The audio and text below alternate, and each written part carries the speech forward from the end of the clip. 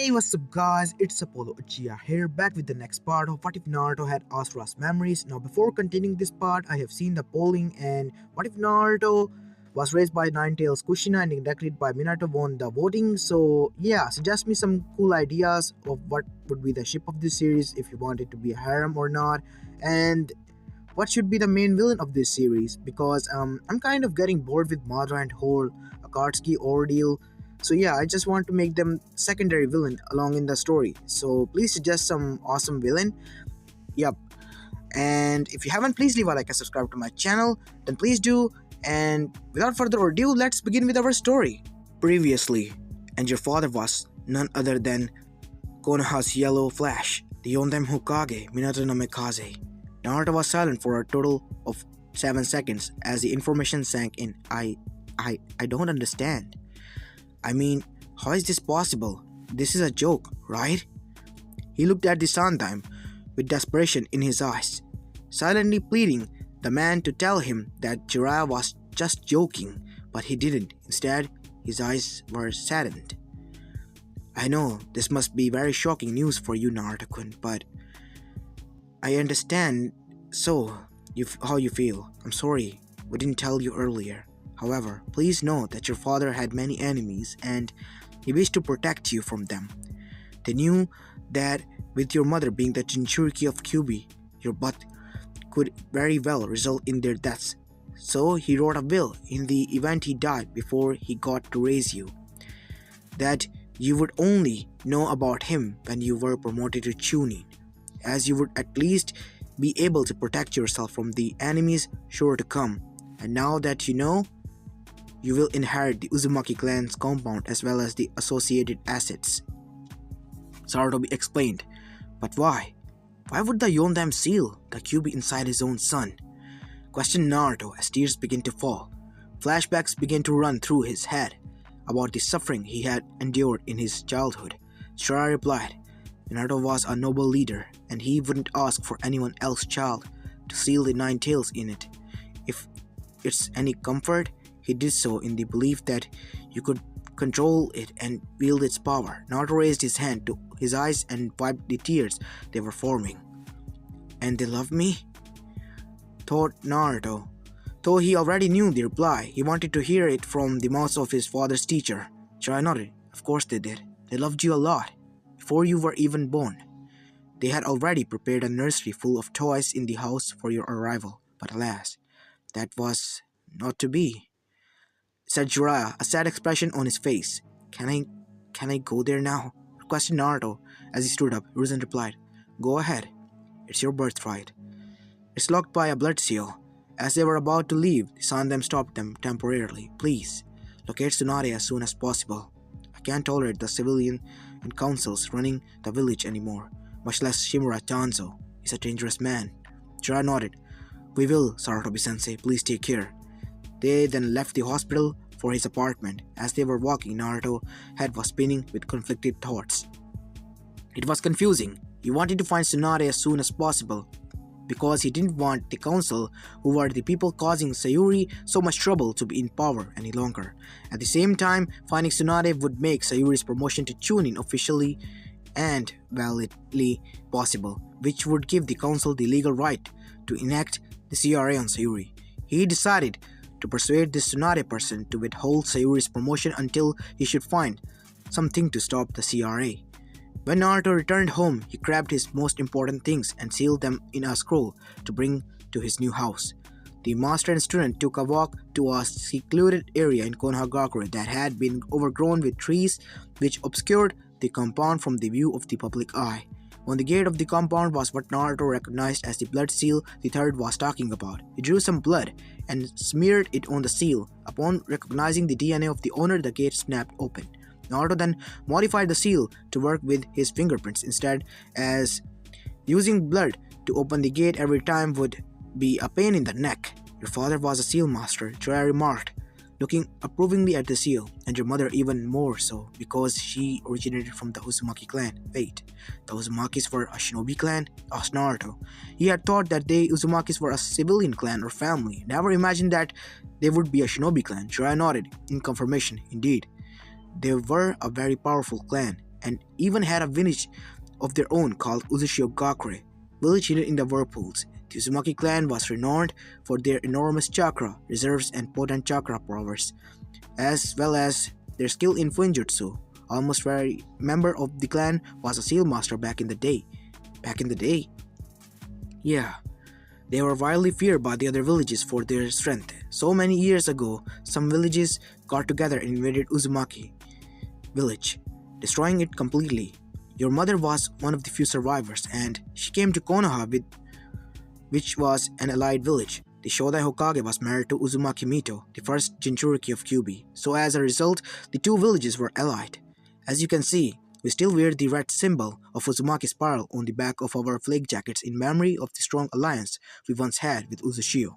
Your mother became the second Jinchuriki of the Kyubi, taking over from Mito, as Uzumakis were the only people who had sufficient chakra, powers, and Fuinjutsu to control the Nine Tails. And then we have you, the third Jinchuriki, who although didn't inherit the characteristic red hair of the Uzumaki, still possesses the majestic chakra of the Uzumaki clan and their innate skills for Fuinjutsu. Naruto was silent as he digested the information, realizing the power his maternal clan formerly had in its heyday. He proceeded to enter the residence of two-story house that wasn't too big, considering it was a clan compound. Compared to Sayuri's home, his was a lot smaller. In front of the house was a small garden with a pond, and behind the house was a huge training field with barrier seals, probably for his father to train in, considering the destructive nature of Kage-level techniques. The house itself was much larger than what he was used to, a modern abode equipped with a master bedroom, a nursery, two bathrooms, one with shower and one with a tub, an armory, an onsen room, a kitchen and a kitchenette, a living room, a ceiling room, a gymnasium, a swimming pool, and a library stocked with clan manuals and Fuinjutsu clan techniques, chakra guides, law books, as well as history books covering shinobi history from the birth of chakra to the warring states period, leading all the way to the modern times with the establishment of the 5 great elemental countries. Overall, it was a pretty awesome house, definitely better than his old vandalized apartment, and the main problem were that it was very dusty due to almost 13 years of neglect, and it was too far from the Uchiha compound. The garden was also overgrown with weeds and the plants were withered. It was also too far from the Uchiha compound. He didn't like the fact that the pond water was dirty, or the fact that it was damn far from Uchiha compound, where he only had to travel for 5 minutes previously in order to reach Sayuri. He now had to travel other side of the village just to see her. It was ridiculous. What if she was in urgent need of help? He then cast the thought aside. What the hell was he thinking? Sayuri was never in need of help. He then realized he was just making excuses for himself to see the Uchiha. What a pathetic person he was. Naruto summoned 50 shadow clones to deal with the dirt issues, while the original grabbed some clan manuals to read during his research for Tsunade. After packing some more essentials, Naruto and Jiraiya left the village to locate the leader. He was borrowing through one of the lost books when he, close to the Clan Restoration Act, caught his eye. Any clan head marrying another clan head, whether either or both were under the CRA, would make both exempt from it.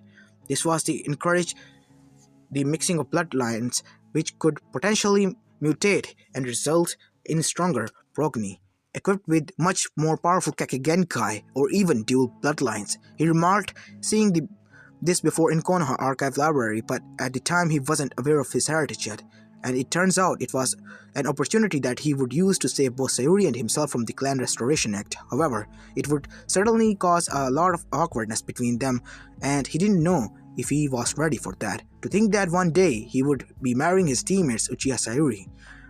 The mere thought of it was hilarious. Why would she want to be with him?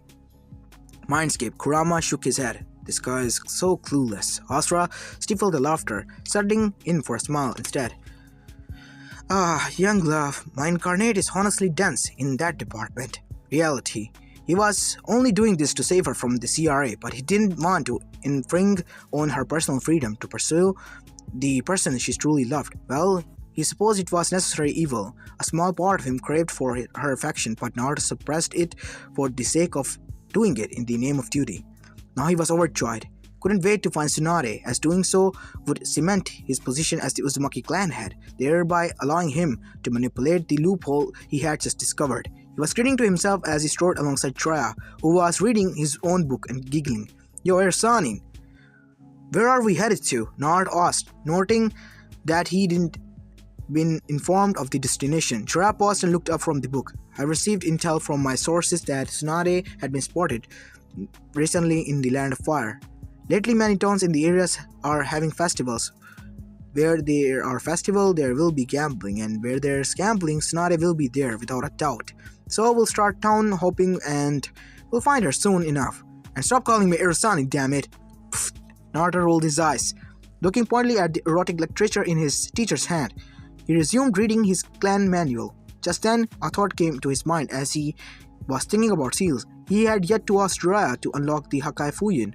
Say, Jiraiya-sensei, Naruto called, suddenly immediately getting the attention of the Toad Sage as he was addressing him properly for once.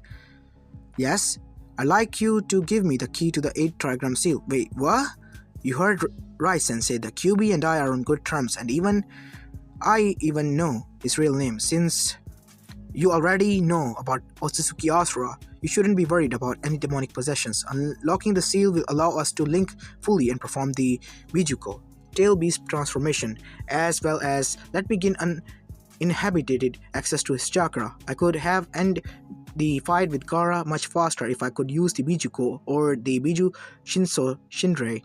Then, so please, give me the key, Naruto persuaded, knowing he would have to do all he could to gain possessions to the key. He hated speaking out about Kurama like that, a weapon or a power source, but knew it was necessary to convince Jiraiya to trust him to unlock it. I'm sorry, Kurama.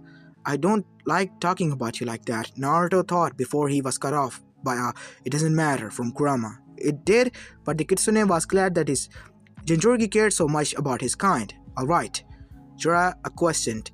Koichise no Jutsu, an orange and black toad appeared in a burst of smoke, eyeing the blonde with blue eyes. Gode Toro instantly recognized his original summons master. He still remembered the exact words the fort had said to him. When Naruto is ready, give him the key. So the first question he asked was, is he ready, Jiraiya? The Sanin weighed his answer as he knew his reply would be instrumental in convincing the skeptical Toad to hand over the key. The Toad Sage decided to have his faith in his student. I strongly believe in him so. So yeah, Gerutora. Naruto looked at Gerutora confidently. I'm prepared, Gerutora-san. Uneasily, the Toad took a final glance at the blonde before reluctantly giving him the key. It was quite surprising when he opened his mouth and gave him the key. The Uzumaki's eyes widened in shock and disgusted as the Toad was wiggling his way into his mouth. It's a part of the process, Naruto. Sit down and get to your subconsciousness. Concentrate on channeling the Kyuubi's chakra, instructed Jiraiya. Naruto complied, closing his eyes as he was pulled into his mindscape. Mindscape, time freeze. When the Uzumaki appeared before the huge bars of the gate separating Kurama from him, the parchment with the kanji for seal began to peel off. Finally, it dropped off completely and landed in the water within the basement, beginning to dissolve. This revealed a circle-shaped spiral lock in between the two doors of the prison. At the same time, chakra gathered from the dissolved parchment and manifested into two people, the Yondam and his wife. Naruto's eyes went wide. When he calmed down, he decided to try say the words he never got to say all his life. To-chan. Ka-chan? The beautiful red-haired lady smiled and nodded. Naruto-kun, I'm your mother, Kushina, and this is your father, Minato. The blonde man laughed. I never thought I would get to see my son all grown up. How old are you now, Naruto-kun? The handsome Yondam asked. 12 and 3/4, To-chan, replied Naruto unsteadily. Still faced but this unreal scenario. The photogenetic couple before him was really his parents. Minato was slightly surprised. The boy seemed horribly mature for his age. It must have been the experiences he had gone through as the cubist in Turkey. I see. Almost 13-year already, huh? I'd like to speak to you further, but first, we have business to do. I built into the seal such that our chakras would be released should the seal break. So now, we have to subdue the guy, he said, gesturing at the kitsune behind the parts of the seal. There's no need for that, To-chan, Naruto replied before explaining at length his life story so far. He introduced himself to the Asura as well. Kurama crawled. Can y'all talk later? I don't fancy being stuck here any longer, should I be? Naruto laughed. Right, come in, Kurama. He reached for the seal on his stomach and, like a knob, he turned the spiral inscribed on it. According to the spiral lock on the gate began to unwind before disappearing completely into the interior of the gates. For the first time in 13 years, the door of the gate swung open. Kurama grinned as he got up and stretched, feeling much more at home with the wide legs room. Then a thought occurred to him. Can't you just change the scenery to something nicer? It's your mind's kid after all. Oh yeah. Naruto rubbed his chin thoughtfully before snapping his fingers at the first thing that came to his mind. The basement wrapped and disappeared before becoming a lawn filled with an ocean of flowers that stretched to infinity. Kurama's sweat dropped noticeably. The change was drastic and was a little too flowery for his liking. Naruto noticed this and snapped his fingers again, sheepishly replacing the field with a lush forest instead. Much better now. Thank you, Naruto. The blonde smiled as it was the first time he heard it from his tenant. You're welcome, Kurama. He turned back to his parents, who continued to converse with him about his life. So, do you have a crush? Minato asked. With a cheeky smile on his face, Asura watched with amusement as Naruto's expression turned uncomfortable, blood flushed his cheeks. Kushina noticed this and laughed aloud. Ah, so you do have a crush, Naru-chan. She cried. Who is she? Is she cute? Is she nice? What's with all these questions, Ka-chan? Naruto complained, his blushing worsening at each and every one. She's cute, not beautiful in my opinion. As for nice, I don't really know. Sometimes she's very kind to me and other times she's cold. I don't get it, Minato chuckled. Women. Complicated, whatever the generation. That earned him a smack on the back of his head from none other than the red hot-blooded habanero herself. Ya sexist bastard! Ow! Kushina smiled. I'm sure you gained her attention, Naruto-kun. If you're anything like your father, your charisma, charm, and kindness will get her attention. I'm sure of it. Naruto shook his head. I'm not so sure about that. I don't know if she ever likes me on one bit.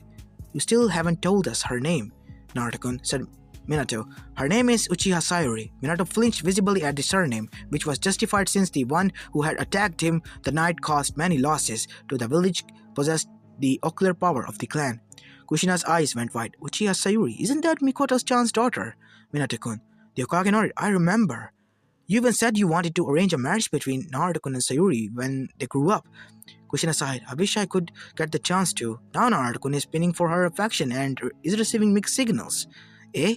I do plan to propose to her after I find Tsunade though. Our marriage will save her from the CRA. Though I'm really hoping she at least likes me. I don't want to force her into a loveless marriage and hope she finds the one she truly loves. So at least she'll be happy, Naruto said. Kushina's eyes lit up. Ah, how romantic. Not even caring if she likes someone else or long as it'll make her happy. That's true love, right? Selfless and unconditional. Minato wasn't as cheerful, realizing that Sayuri being under the CRA meant that she was the last of her kin. He emphasized with his son, patting his fellow blonde on the back. I really hope she likes you, Naruto-kun. I don't want you to become emotionally hurt. I know very well how long it takes to get a girl to know your feelings and recuperate. He gazed trail to Kushina. He turned back and continued. But trust me, when she does, it all be worth it, said Minato. Thanks though, Chan. I'll keep that in mind. Naruto replied, smiling. Asura cleared his throat. I'm sorry to interrupt, Naruto-kun. Please don't forget what you were here for. Kurama had been waiting patiently, awfully uncharacteristic of him, but he must have been enjoying his new freedom. And when Naruto finally faced him, he stuck out his fist.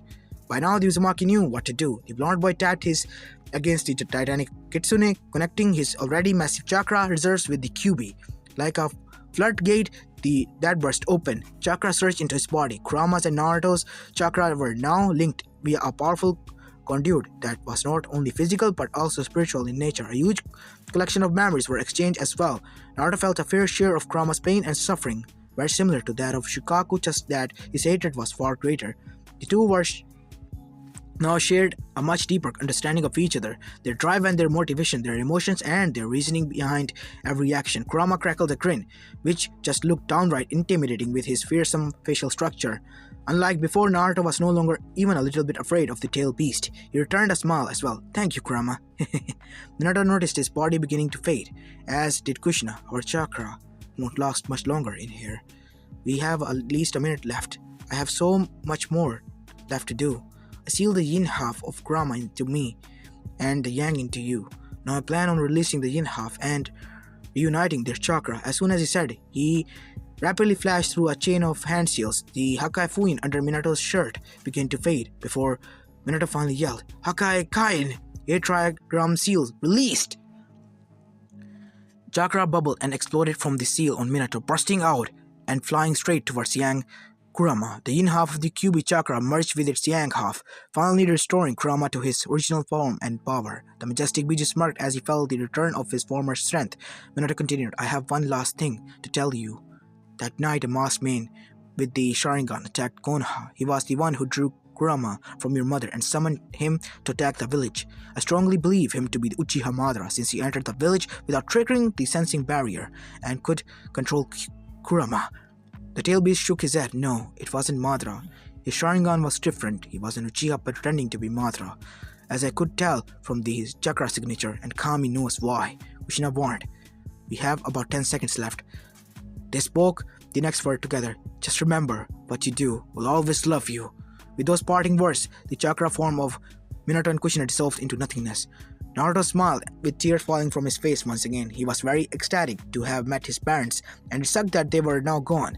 Well, it appeared that he would just have to make them proud. He knew they would be watching from the afterlife. Kurama spoke, Naruto, let me brief you on our new abilities. Now that I'm back to full strength, what you could originally do with Biju Moro is amplified. Firstly, you can choose either to be a partial or a complete transformation. To former allow you to manifest my head, tails, claws, or any part of my body of standard combat purposes, while the latter lets you transform into my whole chakra body of large-scale battles. If you want to summon my complete self in the flesh outside of yourself, use the Kyochise instead. You will now be able to use the Biju Dama when you are in Biju mode. And since it shares our characteristics with the Rasengan in terms of its formation, learning how to perform it shouldn't be too difficult. You'll also be able to summon shadow clones of me during the Tail Beast transformation, and in 6-part Sage mode, combine them to form a giant multi-headed avatar. And since our chakra pools are connected, I can amass natural energy from you while inside you, since I'm technically not moving and within. I could go on and on, but you get to the point. Over the next few days, I'll be teaching you how to maximize the potential of your connection, including many of the awesome abilities I possess outside the Biju Modo. I'm looking forward to it, Kurama, said Naruto with a grin. Asura remained. Shikaku-kun told you to use the Shinso Shinrai to contact him once you two were fully linked as Biju and Jinchuriki, remember? On it, Kurama grunted his hands together as he gathered chakra to connect the spiritual energy of Shikaku and his own. There was a hallmark of Ninja Creed, the ability to connect people's spiritual energy with chakra in order to enhance communication without speaking for or even being near each other. In fact, it was the original reason Hagoromo had distributed his chakra to humans in the first place, not to fight, but to make peace. Alas, it had been weaponized into ninjutsu by Indra and since then been the cause of bloodier conflicts throughout history. Kurama and Naruto Asura disappeared from the mindscape, reappearing from the plane with Void, with Shikaku and Gaara tail-based Psyche plane. So Shikaku-san, why did you ask me to contact you? Questioned Naruto curiously. The One Tail responded, when I shared my memories and chakra with you, I had also gifted my magnet style along with it. By now my chakra should have assimilated completely into your chakra course, imbuing it with the magnet style. Whenever you would mold Futon or Doton chakra simultaneously, you will produce my signature Chiton, which allows you to bind and restrain opponents with curse marks like those on my body. Shikaku explained. Naruto's face lit up. That's an awesome ability you have, Shikaku-san. Arigato. Shikaku smirked. And congratulations on merging with my brother. He looked at Kurama. Treat him well, Nisan. Tsk, I don't need you to tell me that, Naruto interrupted. But why didn't you just tell me this when you first gave it to me? Shikaku answered. Simple. I sensed that my other brother incarnate was there as well. I did not want her to know about what you would receive from me. Sayuri? Naruto thought. His expression returned to normal. Whatever the case, that thank you very much, Shikaku-san. Jane, the Kyuubi and the Jinchuriki disappeared once again in reality. Time continued. So how was it?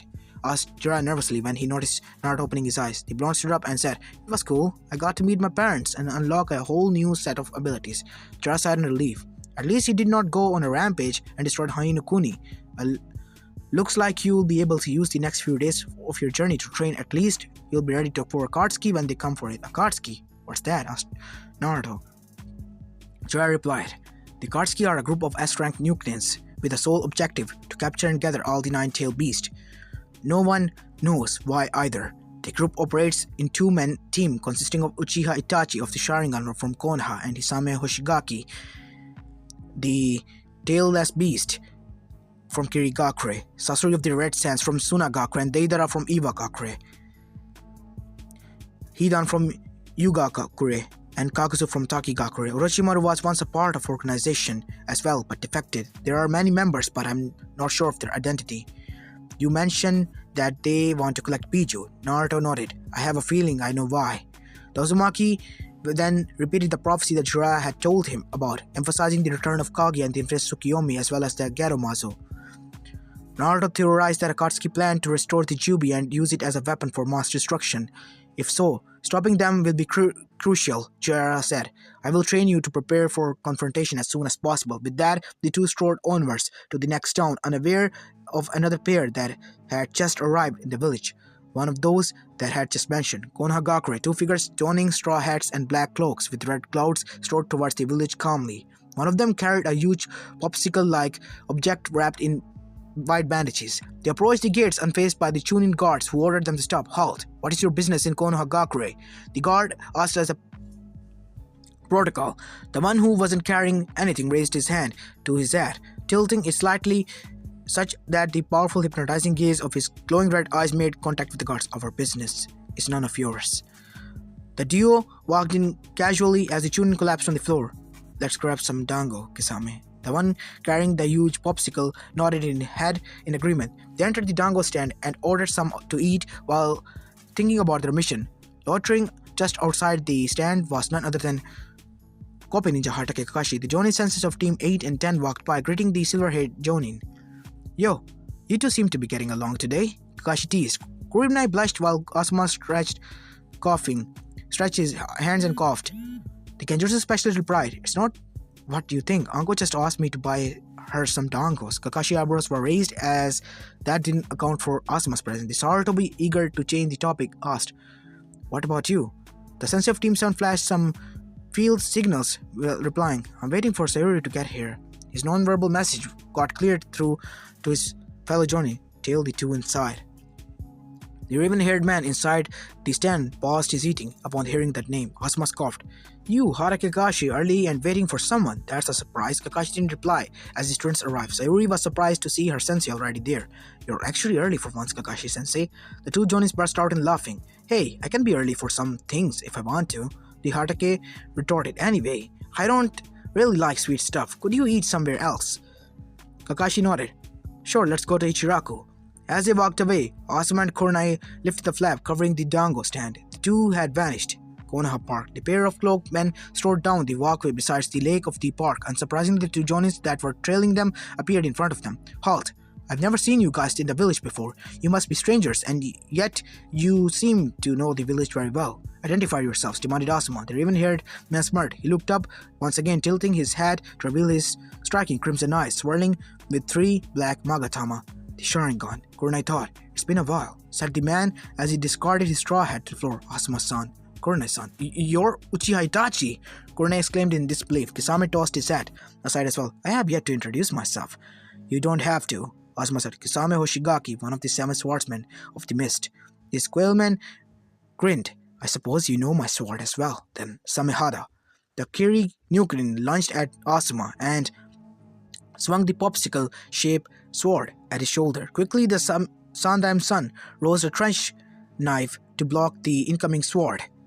Despite putting in a lot of force, the weight of Samehada was still very great and bore down on Asuma, who was just inches away from getting his shoulder torn by the sword. Meanwhile, Kisame wasn't putting much of effort at all to press his sword down on the Sarutobi. "My sword doesn't cut you, it shreds you to ribbons." With that, he pushed his swords down with even more force than before, making Asuma maneuver to the side and counter with a swipe of a other hand trench knife, which he had imbued with Futon chakra. The buzzing blade sliced Kisame's cheek just as Samehada narrowly glanced past Asuma's left shoulder. Still, a huge wound appeared on his shoulder. The blade had somehow torn through his flake jacket as well as his shirt. Asuma grimaced as he returned to Kurenai's side. It was a brief exchange told him anything. It was that they would be severely fucked up without backup. Itachi remarked, "Be careful, Kisame." He was a former member of the Guardian Shinobi 12. Kurenai formed hand seals and disappeared in a swirl of leaves. Suddenly a tree grew around Itachi. Bound to him, Kurenai emerged from the part of the trunk right above his head. Kurenai poised to strike. "This is the end for you, Itachi." Demonic illusion, tree binding death. With that, she thrusted kunai into Itachi's head. Itachi looked up at her, his right eyes glaring into her soul. His form shimmered before wrapping and controlling a second later, and Kurenai was the one who found herself secured to the tree. Itachi was standing a meter away with a Sharingan glowing. "You should know, Kurenai-san, Genjutsu of that level doesn't work on me." He charged at her with the intent to repeat her motion. Urgently, Kurenai bit her lip and drew blood. The pain broke the Genjutsu just in time for her to see Itachi spin around and execute a roundhouse kick. Though she had raised her hands to block, the kick was still powerful enough to send her over the railing into the lake. Itachi's body flickered next to her and surfaced on the water. Suddenly, he felt the cold sensation of the blade around his neck. "It's over for you," stated Kakashi coldly. With Asuma earlier, Asuma watched his fellow jonin concerned as she was launched into the lake by a single kick from the Uchiha. Kisame warned, "This isn't the time for you to be looking around, Asuma-san. Water style, water shark bomb! Suiton! Shikodo no Jutsu!" came another cry. The two techniques collided and canceled each other out.